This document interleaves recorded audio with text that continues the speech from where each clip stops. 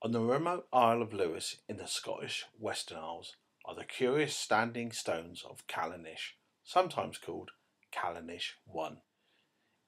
I had wanted to come to see these stones since I first heard about them in my late teens, and now here I was, over 30 years later, standing among them in the light rain and stiff breeze. What attracted me to these particular stones were their shape and their naturally folding texture. This combined with the mysteriousness of their location. These stones were more than just remote rocks in the ground. They had a purpose, and that purpose is still here. Many of the programs and photographs I had seen were taken in different light and at different times of the day, giving a unique view of the stones in their surroundings that made it difficult, in my mind anyway, to visualise the stones in their entirety.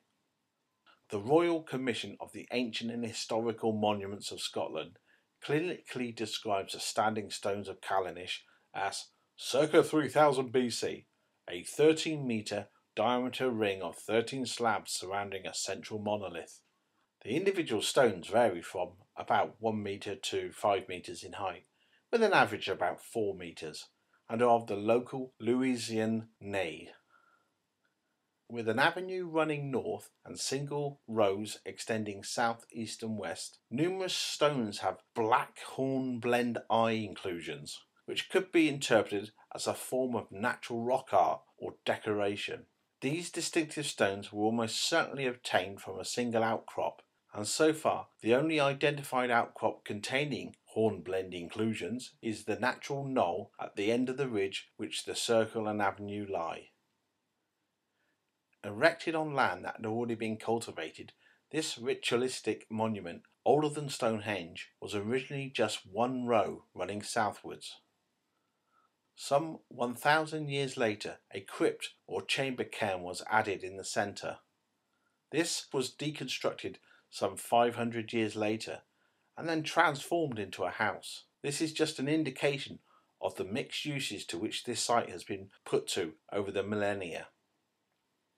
In 800 BC, give or take a century or two, the site was abandoned. Climate change bringing cold, wetter conditions arrived, and with it, blanket peat started to grow over and cover the monument. There are accounts from noted visitors that go back as far as the 16th century. One such famous antiquarian was William Stukeley, who in 1743 explained it as a druidical circle and serpent. It wasn't until 1857 that Sir James Matheson, then owner of the Isle of Lewis, gave instruction to remove the peat and then documented the 5 foot that he dug out. But what are these stones and what are they for? Local traditions say that the giants who lived on the island refused to be converted to Christianity by St. Kieran and were turned into stone as a punishment. Another local belief says at sunrise on Midsummer's morning, the Shining One walks along the stone avenue, his arrival heralded by the cuckoo's call. The 1st century BC Greek writer Diodorus Siculus had described a spherical temple where Apollo, representing the sun or moon, skimmed the earth at a very low height. In that temple, at the rising of the Pleiades, the sun is seen to set in the equinox. It is assumed by some that Diodorus was writing about Stonehenge, and as it happens, these two phenomena did occur uniquely at Callanish in the early Bronze Age.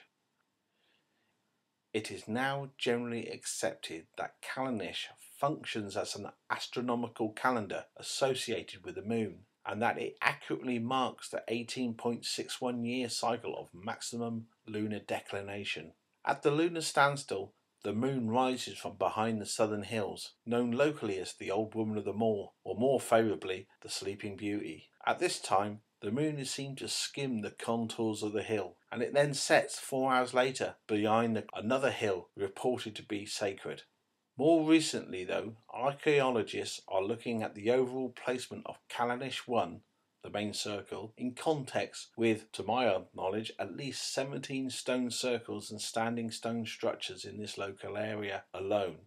The importance of this area in prehistoric times is without doubt, but this one in particular is very special.